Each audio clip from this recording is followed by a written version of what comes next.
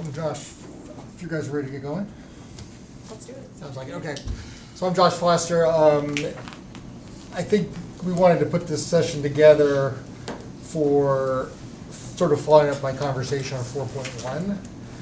Oh, got a couple Oh. straggles. Sorry. Come on in, No Dolores. worries. We're good.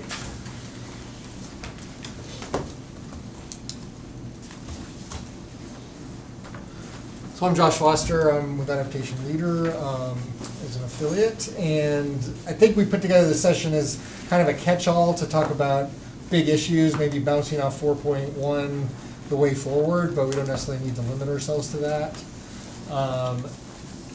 I put together in this section just sort of my take on what I think is important for the big picture, and the main thing I did was I really wanted to think about, as I said in my talk, the larger context. So not just focusing on the receiving community, but what are all the determining factors that we're dealing with, from migration to managed retreat to originating communities and receiving communities. So we can talk about pretty much everything. I mean, one of my interest areas is regional issues. So to me, these disasters like the fires in LA and Helene, they really show that when we get to a certain point, these disasters are regional and they overcome the ability of a regional body to handle it. So it's just sort of an indicator that receiving communities really need to be conceptualized regionally too, in terms of both developing the institutional and cross-jurisdictional interactions and just the ability to bring in resources and coordinate. And the law as well, so law and planning. So I don't know if you've had a chance to look at my paper, but to me the big themes were kind of, which were talked about by the other speakers, were organic versus engineered, and at what point do we move from one to the other or need to move one to the other. Part of that's based on the thresholds of climate change and other issues. Some of it's based on integrating the time scale of these different issues. And then my sort of main interest is adaptive capacity, because I think when you're looking at exposure and sensitivity from climate impacts, that then adaptive capacity determines whether people can kind of stay or go, limits to adaptation whether they stay or go, and being able to keep people in place so they don't even need to go to a receiving community, I think is also sort of a big picture issue. As kind of an analog to receiving communities, it may be as important to understand that side of things as receiving community itself. So those are just sort of my general, what I think the big picture is. I mean, one thing we could do is go around the room and people could introduce themselves and say, what's their favorite big picture issue? Deborah Johnson. I know I was with some of you in the earlier one. Deborah Johnson. So I'm here as one of the contributors to the work that Ira's been discussing, and I'm also director emeritus of a group called Arise US, which is a private sector alliance of the UN Office of Disaster Risk Reduction. Sorry, the names are always very long. So I really liked what you kind of talked about in combination here of, you know, and we talked about this, we touched on this a little bit in the scenarios, you know, doing some things in these communities that may be at risk might make some sense regardless of whether they're going to have to leave or not. Okay. So I'm going to talk to it on that side, and also preparing those communities to leave. So in other words, trying to create, if you will, opportunities for people to stay. I think choice is going to become extremely important, and so I think people are going to have some choice. And so I'll kind of stop there. Okay. All right. Yeah, we can go around and we can revisit. Yeah. Jump in. My name's Bill Pan. I'm a professor at Duke University. I'm in the School of Environment and Global Health Institute. Most of my work's in Latin America, so I do a lot of things on migration and environmental drivers of different disease emergence. So I do things, for example, with Darien Gap, looking at migrants coming through, they ultimately end up in Texas, and we look at new disease emergence, we look at new pathogens, we look at new vectors of disease, I don't really study migration in the United States, although I'm a photographer, so I know a lot about migration. And I was just telling her earlier, one of the things that concerns me about this discussion is that some of the data that report internal migration in the United States have indicated that internal migration is actually decreasing in the United States. So this is why I asked earlier about, this idea of climate havens being identified, and are we just repackaging the idea that communities need to be more resilient to change in general? And then the term, I forget the term, it was like climate. Havens? No. There was a term used in one of the one of the round tables or whatever. I can't remember the term, but it just kind of blew my mind that term was being used, because it was almost saying, it was inventing a problem to me in some ways, that we didn't need to invent it and label climate as causing a problem that could be a moral problem that might not even exist, and making climate, seem less important than it is. And there was I don't know if you guys follow the climate science Nature papers, but there was a whole argument made last January about the word climate tipping points and how people use that, and the misrepresentation of what climate tipping points mean as a nonlinear relationship between climate and change, and then how policymakers explain it more as a linear relationship rather than a nonlinear relationship. And the reason why that's bad, in my mind, is because it's kind of like the whole population debate. If you think about the 60s and 70s, when population lobbyists talked about the population bomb, which is a problem, right, that we still don't talk about. But it became so political that it ended up not being important. And I just worry that labeling too many things as climate-driven, it actually makes it less important. Not to say that building resiliency is not important. I think that I totally agree with that. But I think labeling everything climate could be potentially problematic. I'm Dawn Atanasio, the Managing Director for the GW Alliance for a Sustainable Future. I feel like I'm too new to this to see a big picture, but I think one thing that concerns me as we talk about migration, and then maybe this relates very much to staying in place, is community bonds.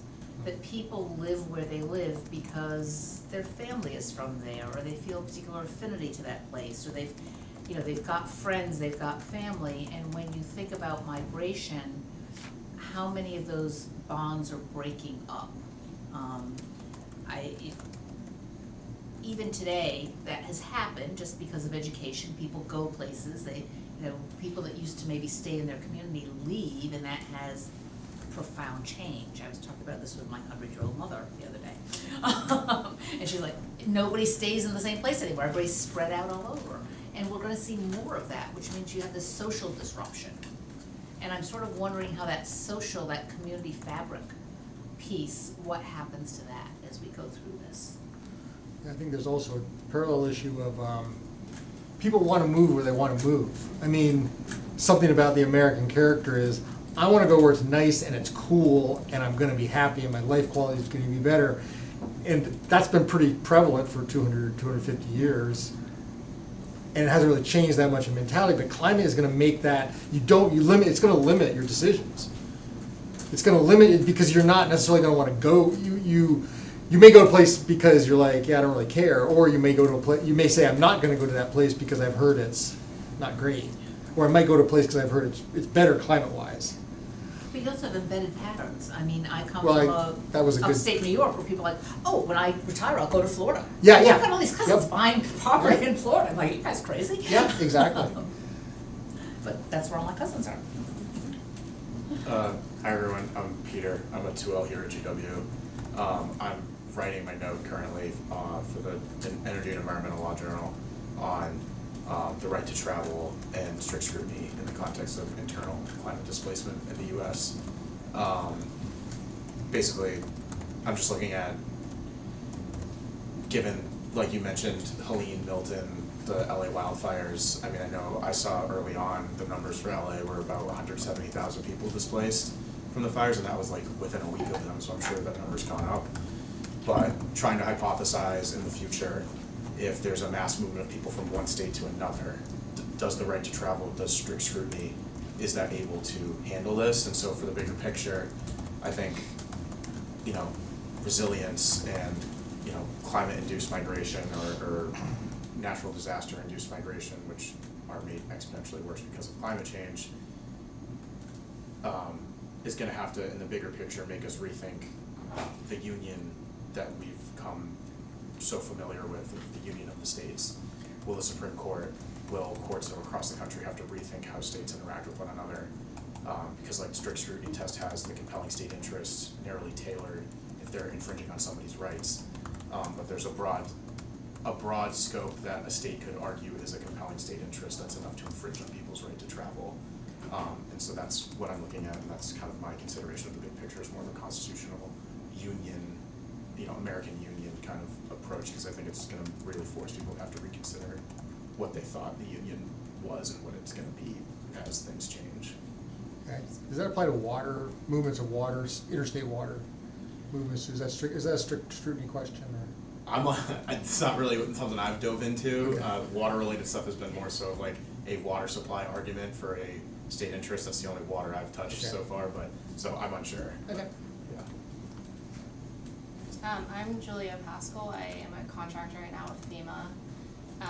And my work primarily has been working and exploring sending communities, so more on the front end of migration patterns. But I think this whole workshop has stretched my brain a little bit about thinking about the other side of that, which obviously we're all aware of, but I think a lot of the federal focus has been on that other half of the spectrum. So I think my interests, personally speaking, are figuring out how, number one, to prioritize at the federal level where the money goes and where the support goes, but then also how to link them to the two communities, essentially, both the originating and the receiving, to make it a more cohesive and comprehensive, you know, end-to-end service. There's a lot more in my brain, but I'll leave it there for the sake of time. My name is Paul Freixelli. I am with EPA here in headquarters. I am in the Office of Policy, and I have many big pictures questions lately. But in this particular topic, I think one of the big things, and you know, I do policy. I also work on collaborations, voluntary collaborations. I think that for many people that are new or like want to engage in this space, I have found myself, you know, juggling with a lot of the terminology, nomenclature, and the connotations that some terms have. So I'll say a big picture is how you level field, you know, how you level the field of the framing and the terminology, because just to give you an example, right, and I think that one of the panelists early in the morning, he did like a deeper dive on the federal regulations and authorities. He mentioned one that I actually took a deeper dive recently, which is the Unified Relocation Act. You know, under that regulation, it's not the same to say, you know, so a displaced person versus a voluntary relocation. And displacement has a connotation, and in that particular regulation, displaced people receive additional benefits versus people that have voluntarily want to relocate.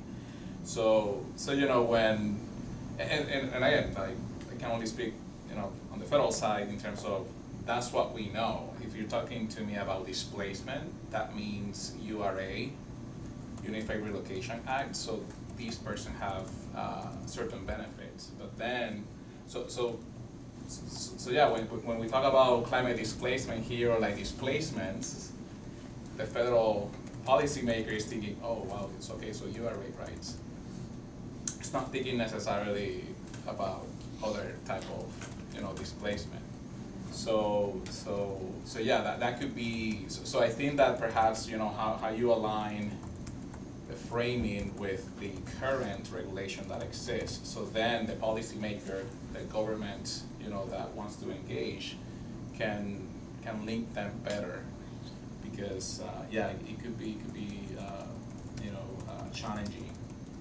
And then the other thing, which I'm curious to see if there's application in the receiving communities front, is how we can use buyout programs.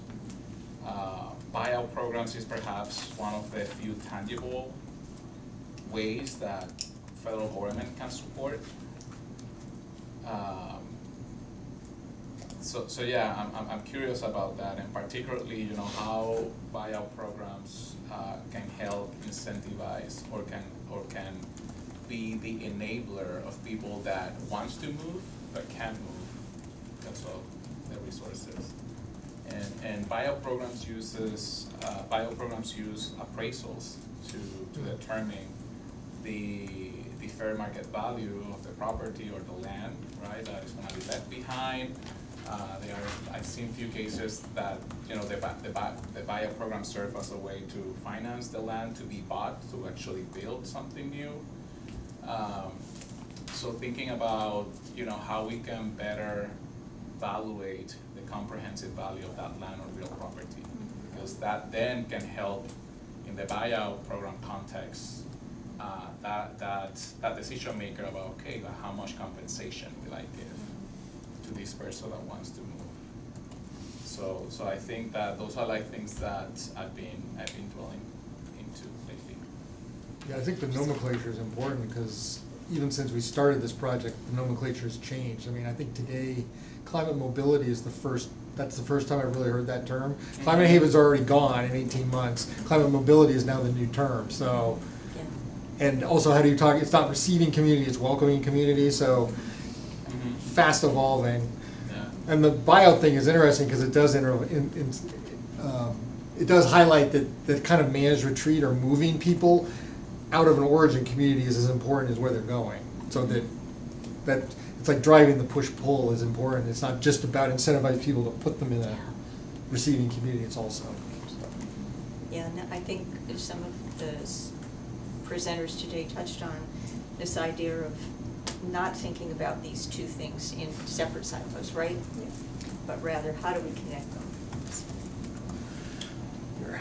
Hey, I'm Peter Stoika.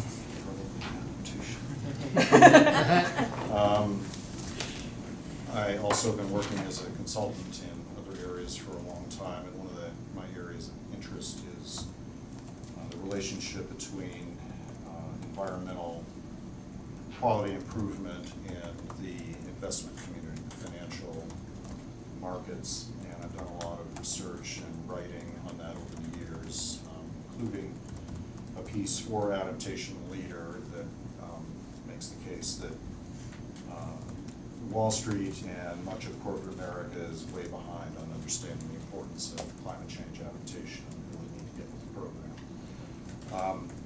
So that takes me to what I think is a big question, and that is, given the likely need to either facilitate or at least manage, witness the relocation of tens of millions of people in the next few decades, where's the money going to come from? And it's really vital that we somehow figure out a way to mobilize the vast financial resources of our financial sector as well as corporations, particularly major companies.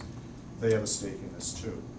They have trillions of dollars of assets at risk from all kinds, both direct climate impacts and from impacts on their employees, many of whom they say are so important to them. They really need to sort of prove it. And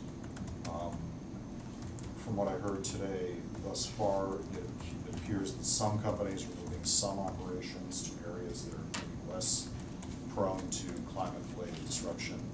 There's going to need to be a lot more of that in years ahead, and it would be in their interests, the effective risk management if they were to get started sooner rather than later. So I think, there's myriad questions around this, but the big picture is, how do we get them engaged and involved and get the wheels turning?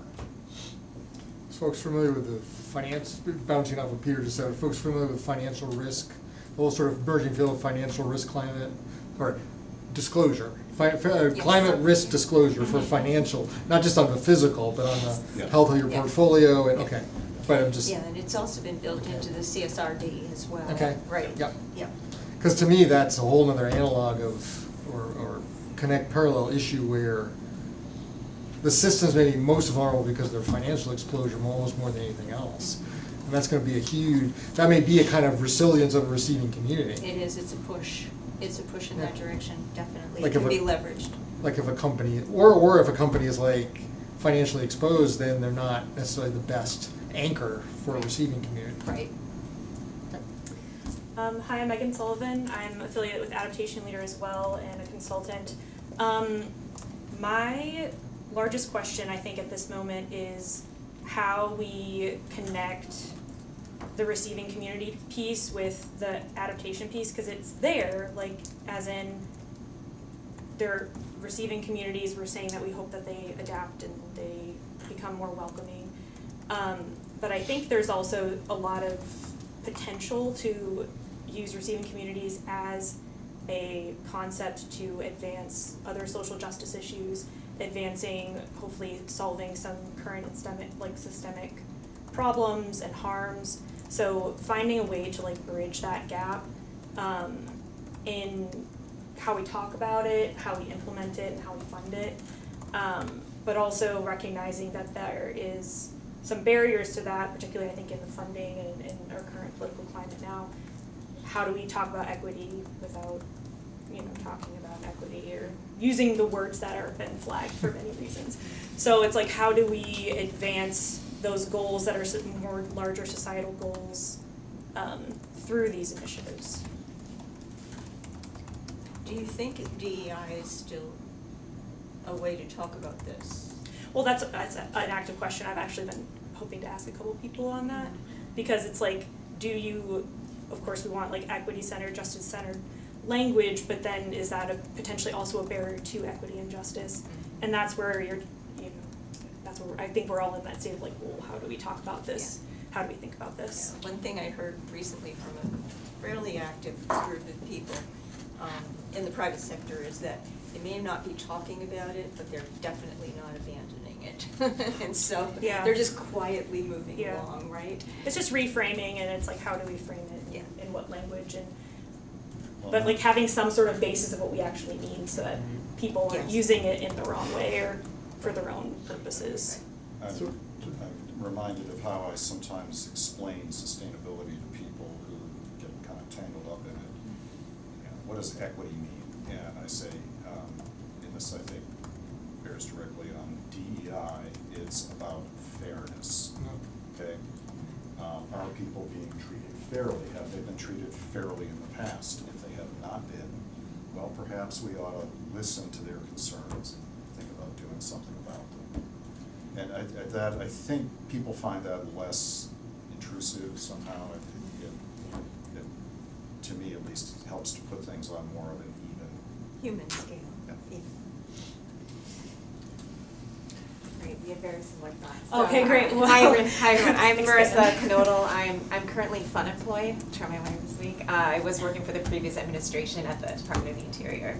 But I was grateful to Randy for the invite today, because I used to do research on the legal policy justice implications of back then the terminology was climate refugees or climate migrants, the South Pacific island nations. But then I also turned that lens domestically and spent some time in Kivalina, Alaska, and was actually there right after the Supreme Court denied cert for the Kivalina v. Exxon suit. And I was asking a lot of questions, and this gets my big picture idea about how the community thought about moving. And I expected to hear a lot of stories around cultural ties to place and wanting to stay there, and there was some of that, but a lot of it was no, we want to move. We've been wanting to move before this barrier island was eroding and hit by all these storm surges, because the Department of the Interior put us here in the early 1900s, and this was just supposed to be a seasonal hunting ground. So we have multiple generations of families living in these little stilt homes. And we've been wanting to move for a very long time, and we're not getting the support that we need from the federal or the state government. And so this gets to the climate, like the equity and justice, like they saw relocation as a way to address a historical injustice. Right. And so is there a way to bring in some of these equity and justice, integrate some of those principles into the planning and policy that we do around climate mobility? Yeah, One big picture, you know, just, your remarks sort of like, this came to mind. One thing is that I think that we need to also see that exactly the big picture framing is a whole community, but in practice doesn't happen like that. And the programs and the assistance that currently exist, at least on the government side, does not work. I mean, there are very few cases that is a whole community, but in practice is on an individual level. So how, you know, how we deal with that, right? And how we move and progress